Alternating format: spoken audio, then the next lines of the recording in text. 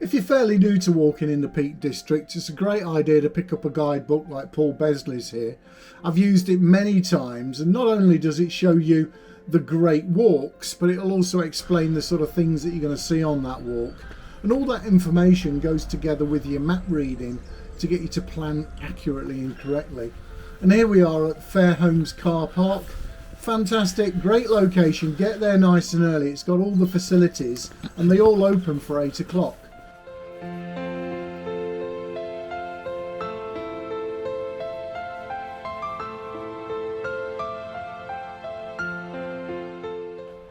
And it looks like that's where we're going up there. I'm sure on film it don't look much. And we'll be back here for coffee in 5 hours. It's just after 8. It's not really cold. It's been a nice drive up here. It's only just got light. But it's amazing when you get up here that the car park all the way along this road already filling up, and it's only £6 to pay, to park all day, which is pretty marvellous really. Right, take a look at the Garmin now, see where we're going. Right, the first real view.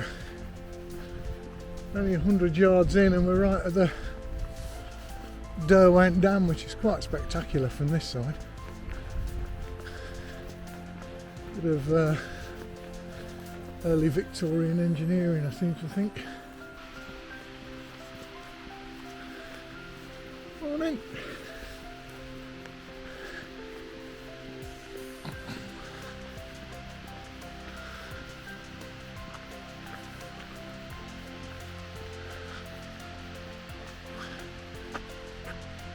There she is. All the towers over that side. Right, so we're around the other side from the car park now. And just down a nice little track, which is nice. 4 or 5 years ago, we rekindled our passion for walking, and 4 of us came up here. We had a look in a guidebook and decided where we were going to go, and all day long we were looking at a mobile screen deciding whether we should turn left or turn right, and we got woefully lost in the rain and had a good laugh. Luckily enough we kept ourselves out of danger. There's a few dodgy places, but we ended up walking around the water and having just as good a time. So after another year or so of doing that same thing, we had a map reading course, and it's a good 60 quid and a day of your time to sort of understand map reading. I'd done it many years ago, but it sort of rekindled it and brought back all of the ideas. And now I'm planning on screen and using a Garmin 67i and just really enjoying the walks. I bring a paper map with me just in case, but it's just on a bad weather day or whatever, you really don't want to be walking out onto cliffs and onto slippy land where you really can get hurt. So my recommendation, have a look online. Loads of people teaching that sort of stuff. It's not difficult, and guidebooks are great to give you a start and sort of tell you where the interesting things to see are, and you can plot your course around that. But at least if you've got to make a deviation or walk across a field that you can't see the other side, etc., map reading and compasses is definitely the way to go. But Derwent Edge, we'll start climbing shortly. We'll get ourselves up, hopefully see some views, and enjoy the day. So a couple of recommendations from me.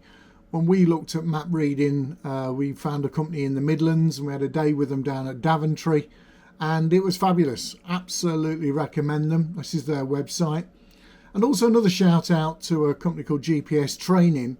They have a facility on their website where you can actually do your OS planning with a free bit of software that's on there, and I use it all the time. I think it's fantastic, and I will be using these guys for some of their guided walks and some of their GPS work as well. So here's my recommendations. Have a look around. I'm sure there's plenty of people out there doing other stuff.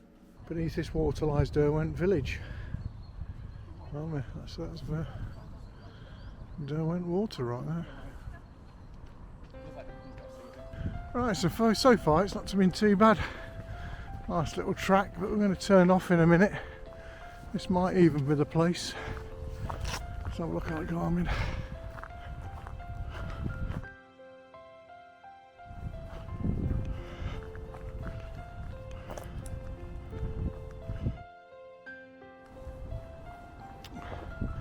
Yeah, Derwent Edge to Moscow, this is where we're going.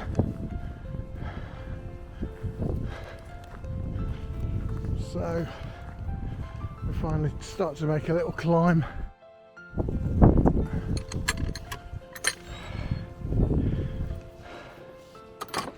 Those 2 caffeine coffees I had before I set off, I think they've set me up for this first hour. But 500 metres, about 1500 feet of climbing today, so a little stretch. Well, like most parts of the Peak District, the lower part of these walks generally have these amazing paths that have been put together, and they're just a delight to walk on. They're not always possible when you get higher up or near the water courses, but man, it makes your day that little bit more pleasant. Nice bench in there, look for dinner. That's magic. Hopefully I'll find one of those when I'm ready to eat my chili con carne at lunchtime.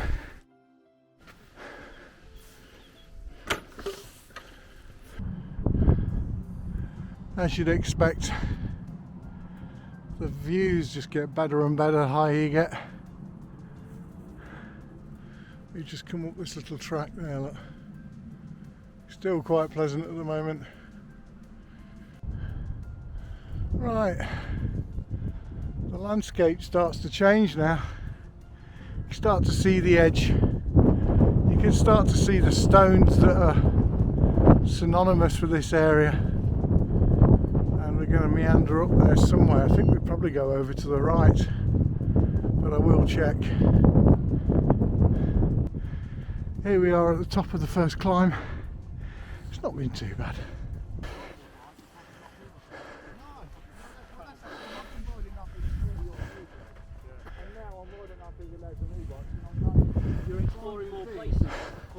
Hi folks, you alright? Yeah, good. Yeah, good.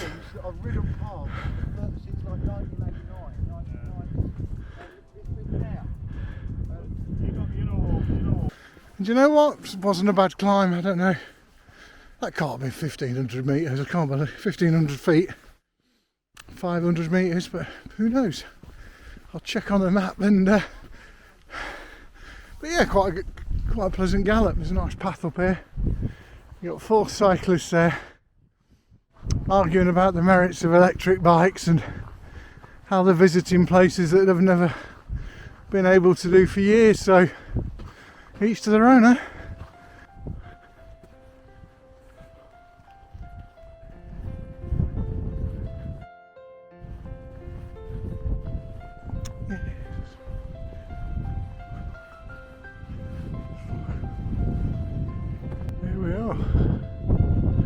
Amazing stones. Don't know if you can get on the top of them or not.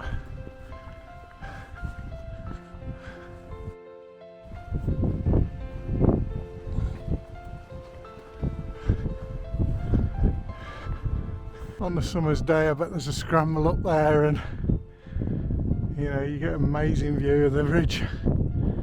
But it's not something I'm going to risk today. There's sunshine down there at the moment and there's mist up here, but no rain. Happy as Larry, it's only January after all. You might not hear me, but the wind is whipping around, and down in the valley now we've got sunshine, so I would imagine we'll get it up here shortly. And then we can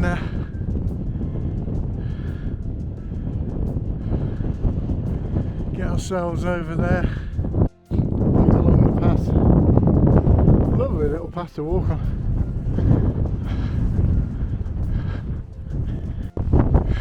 wind and the mist are blowing in, and there's one of the famous ledges down there. I'll get a different angle in a minute. When you sit on the edge for a photo with the right direction, it looks like you're about 40 feet off the ground or something, you know. Yeah, there it is again. Probably get a better angle if we get further around, but it's just too windy. Bit too scary at the moment.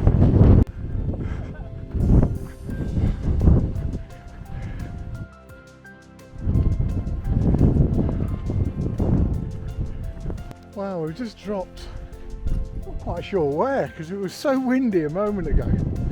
And we just dropped round the corner and the wind's all gone, and you can see the mist being blown across. And there's sunshine on and off, which is really nice. But it's just really, really pleasant. I mean, this path's a lovely path. Oh, just one of those pleasant things. I reckon 5 hours for this walk, so I just got a feeling there's got to be more climb. I should have looked at the altitude on it and seen what where the kicks were, but there's been one and it wasn't bad at all. Good starter one, I think, so far. I'll let you know at the end. Yeah, and not many people about.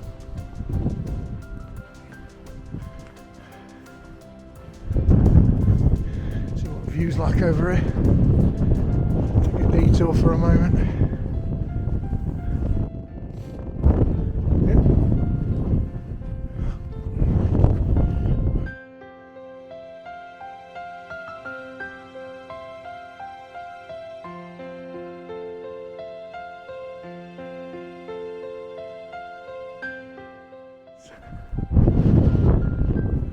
There's the pepper pot, the water below. So we've climbed quite a distance, you just don't realise. It's been fairly easy. We're around the other side of that hill, so where that, you won't see it on here, but right down there where that bridge was, that's kind of where we parked the car, and we walk around and then over this way. And it's a shame, because I think the view from the ridge would be amazing here if that mist just wasn't on the top at the moment. But who knows, it might just blow off.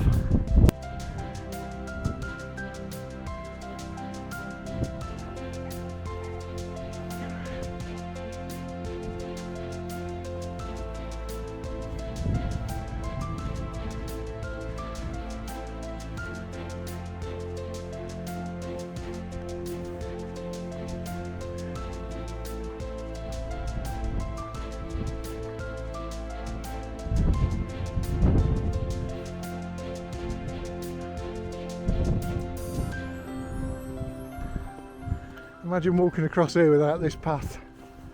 That would be absolute misery. The first time we came up here and we got lost, we were walking out on that heather, trying to find our way back and seeing drops, and man, these paths are just heaven. We're going away from the edge across these slabs, which is nice.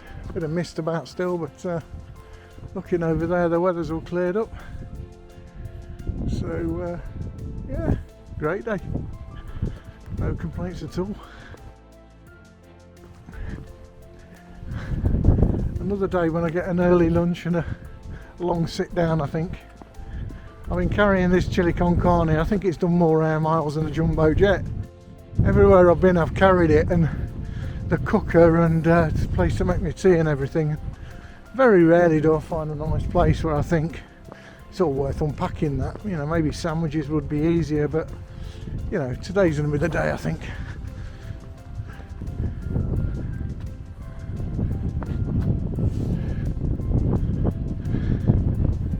They're just gradually climbing, and we seem to be going up into the cloud a little bit. When you drop down, the views are spectacular, but it's a nice pleasant walk. Certainly not strenuous. Certainly not cold. And there's the Derwent Edge trig point. And we've got two routes. I think we'll go up to the trig point first and bag it. I don't know why. suppose this is classed as an Ethel, so I'll have a look at the Ethels. There's an app called Ethel Ready. There's 88 trig points or peaks in the Peak District. So you can tick them off as you go if that's your... it's all done for a bit of fun, I suppose. Let's get up to the trig point first.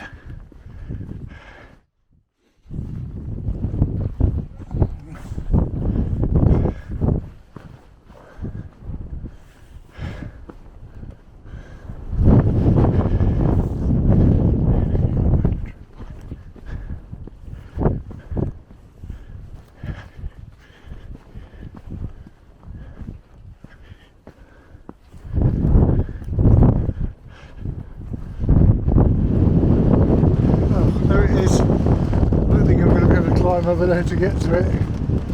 It's not an easy thing to do. I can't be bothered to kill myself.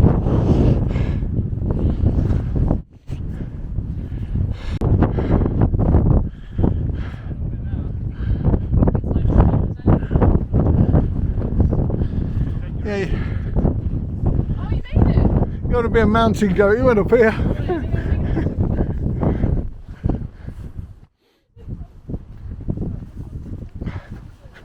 Yeah, I've never seen a trig point in such a weird place. There might be easier ways up to it, but that's not really my fun over here. Yeah, just a bit of mist now and it's clearing up a little bit. Those big rocks are just left and back out on the path again. Another half an hour, I'm going to stop and have a find a windless shelter, make a cup of coffee.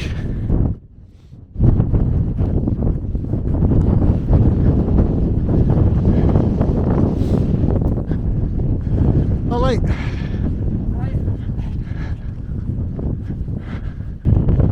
That's where we've come from. Oh, you can see it. And then the cairn, and then there's one of these metal tables in memory of Daxby, Sheffield Ramblers Association for the National Trust.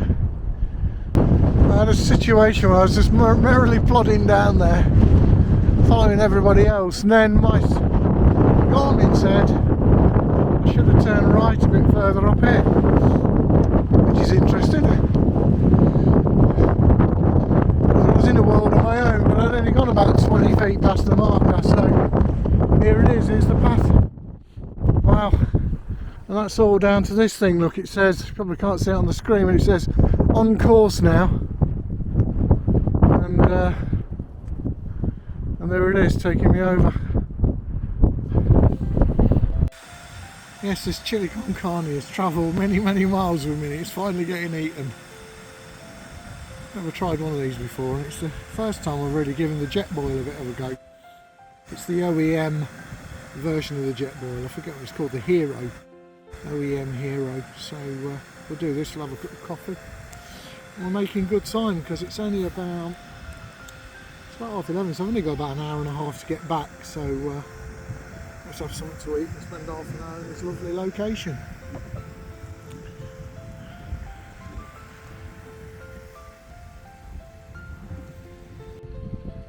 So chili and rice is getting cold, but God, it smells lovely. Well, when you stay, leave no trace. Gotta say that chili was lovely. Quite a nice oh,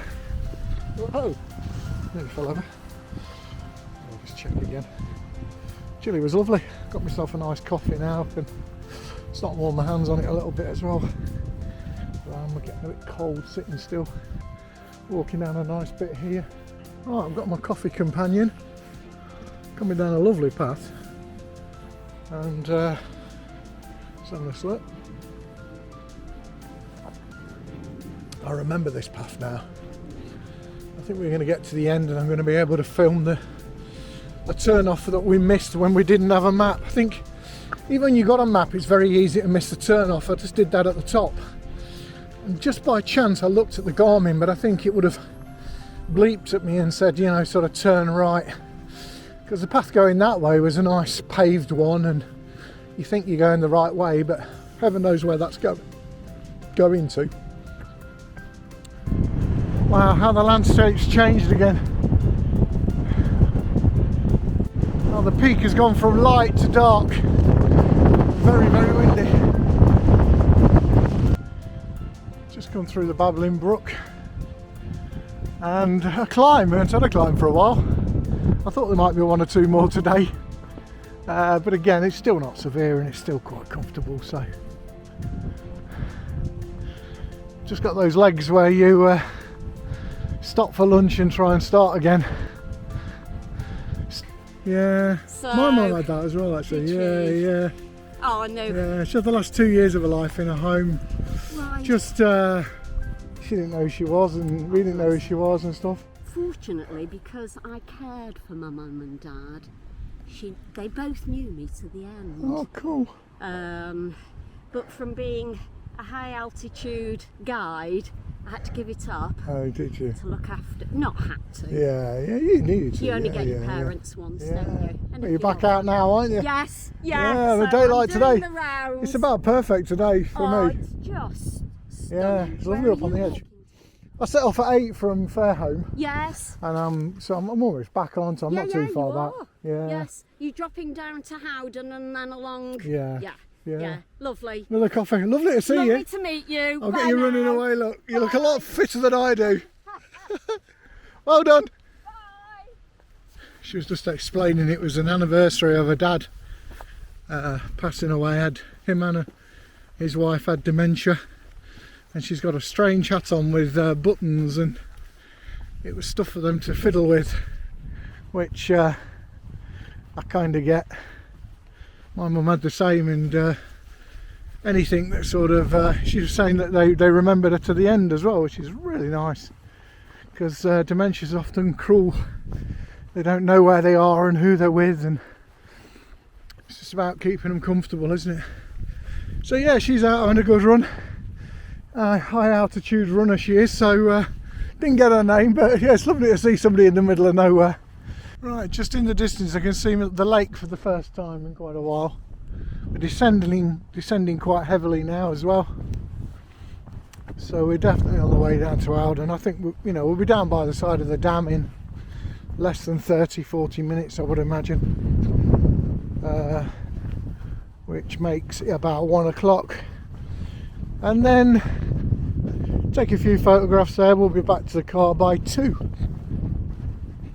Now, for saying that the whole thing was going to be a 5-hour walk, though we've done it in about 6 at that point, so stopping for half an hour for lunch and everything's a good idea. Coming down over water again. Try and film this one. A bit scared of falling in the last one.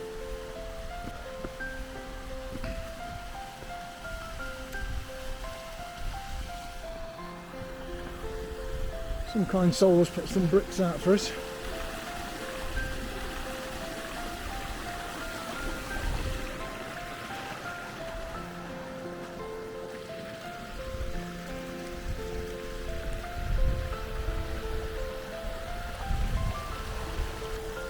Crystal clear water.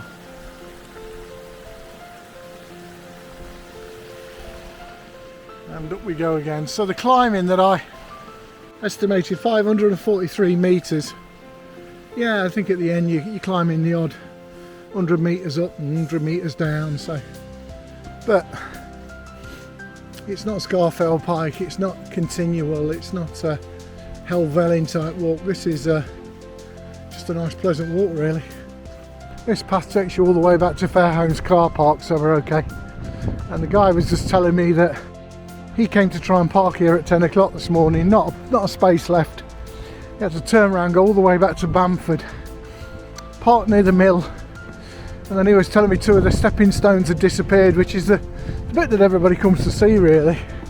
So, recommendation, come early, get your parking space, sit and have a coffee for an hour, and then you can relax, because when I get back I've got coffee, I've got the conveniences there and everything, and it's all just makes your life a little bit easier. That's what seems to happen in all these walks. The last bit is the nice easy bit, it's the flat bit beside the water, but it does seem to go on forever. I mean, it's probably only a mile and a half or something, but man, you want it to end and the dam doesn't get any nearer. You can start to see it now coming into picture on the right there. Yeah. You're on it, there you go. So cute, it's such a little thing, isn't it? It's a DJI, it's like a drone camera. Wow. Just met somebody there that was interested in the camera. Just quite an interesting one. The Pocket 2. Everybody uses GoPros. The Pocket 2, it's got a sort of drone capability, gimbal capability on the top of it. So the results are pretty good. But here we are at the dam. Victorian built, looks amazing. Classic structure for them. They don't mess around, they just built amazing buildings. Oh, and it's a shame. The bit down there is all blocked off. Oh, we can get round to the bottom though. Obviously they're cleaning up the trees here. Leicester, Derby, Nottingham, Sheffield. I think they're the people that get the water. So all the water in England sort of starts at the top, or UK, starts in Scotland and works its way down. Londoners get our Midlands water, etc. But 1,240,000 tonnes of stone.